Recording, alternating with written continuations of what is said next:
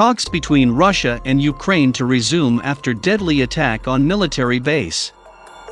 Zelensky pushes for meeting with Putin as Moscow draws warnings from NATO after strikes on a major military base close to the alliance's border. Diplomatic efforts to end the war in Ukraine have stepped up, with Ukrainian and Russian negotiators set to resume talks after Russia attacked a base near the Polish border and fighting raged across the country. A barrage of Russian missiles hit Ukraine's Yavoriv International Center for Peacekeeping and Security, a base just 15 miles, 25 kilometers, from the Polish border that has previously hosted NATO military instructors, killing 35 people and wounding 134, a Ukrainian official said on Sunday. On Monday morning the violence continued, with shelling of a residential building in the capital killing 2. But hopes of diplomatic progress were raised after Russia and Ukraine gave positive assessments after weekend negotiations. Vladimir Putin and Xi Jinping. U.S. will try to convince China not to supply arms to Russia at key Rome meeting. Russia is already beginning to talk constructively, Ukrainian negotiator Mikhailo Podolyak said in a video online.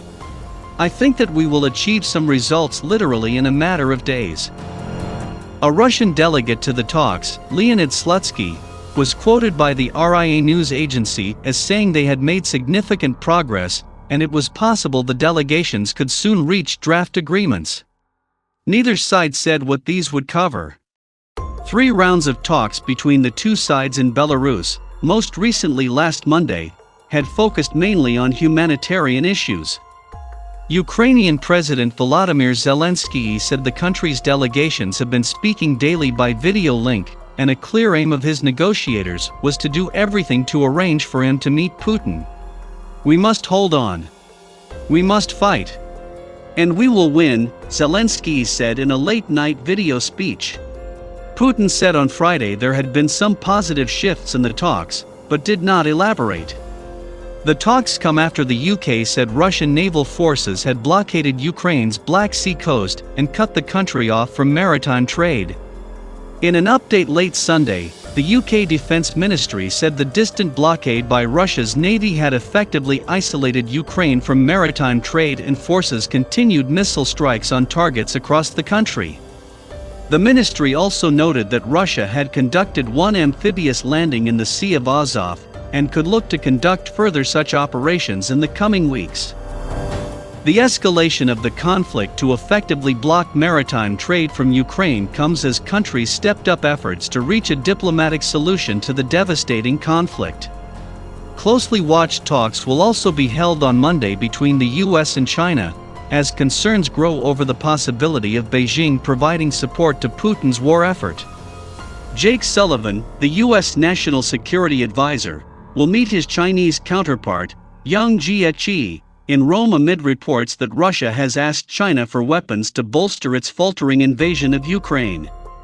A spokesperson for the U.S. Embassy in Washington, Lu Pinyu, told CNN he had never heard of the Russian arms requests, noting that China's priority was to ensure the situation does not escalate or get out of control. The U.S. will try to persuade China not to supply arms to Russia at the talks, which the White House sees as critically important not just for the war in Ukraine, but also for the future of the global balance of power. U.S. President Joe Biden and French President Emmanuel Macron underscored in a call on Sunday their commitment to holding Russia accountable for the invasion of Ukraine, the White House said in a statement. Also on Sunday, U.S. Secretary of State Antony Blinken and his Ukrainian counterpart, Dmytro Kuleba, discussed diplomatic efforts to stop Russia's invasion of its neighbor. The flurry of diplomacy comes as Russia drew warnings from NATO on Sunday after it escalated its war in Ukraine with strikes on a major military base close to the alliance's border, killing at least 35 people and injuring 134 more, while a U.S. journalist was killed by Russian forces in a town outside Kyiv. The airstrikes on the Yavoriv base in the far west of Ukraine came hours after the Kremlin, which said Western military equipment destined for Ukrainian forces was being stored at the facility, had described Western supply lines into Ukraine as legitimate targets. A Russian military spokesperson claimed that up to 180 foreign mercenaries and a large consignment of foreign weapons were destroyed in the attack. Britain said the incident marked a significant escalation of the conflict, and the proximity of the attack to Poland's border, less than 10 miles away, prompted the US to warn that any fire, even accidental, on a neighboring NATO country would trigger a full-force NATO response. Sullivan said the US was consulting allies and in contact with the Kremlin directly to warn against the use of chemical weapons amid fears that Russia may be preparing the ground for the use of them.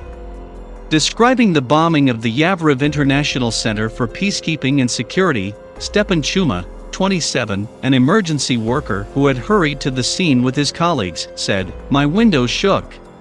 The whole house vibrated. It was dark.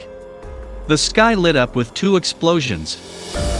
The attack prompted Zelensky to repeat his pleas for NATO to impose a no-fly zone, and he warned the alliance that it was at risk. "If you don't close our sky, it is only a matter of time before Russian rockets fall on your territory, on NATO territory," he said in a video address late last night. The Yavoriv facility hit by Russia on Sunday has previously hosted foreign military trainers from the UK, US and other countries, but it was not clear whether any were at the base. Ukraine held most of its drills with NATO countries there before the invasion, with the last major exercises in September. NATO denied it had any personnel in Ukraine, and the Pentagon said its last people had left weeks ago. Describing the bombing of the Yavoriv International Center for Peacekeeping and Security, Stepan Chuma, 27, an emergency worker who had hurried to the scene with his colleagues, said, "My windows shook. The whole house vibrated. It was dark. The sky lit up with 2 explosions." The attack prompted Zelensky to repeat his pleas for NATO to impose a no-fly zone, and he warned the alliance that it was at risk. "If you don't close our sky, it is only a matter of time before Russian rockets fall on your territory, on NATO territory," he said in a video address late last night. The Yavoriv facility hit by Russia on Sunday has previously hosted foreign military trainers from the UK, US and other countries, but it was not clear whether any were at the base. Ukraine held most of its drills with NATO countries there before the invasion, with the last major exercises in September. NATO denied it had any personnel in Ukraine, and the Pentagon said its last people had left weeks ago.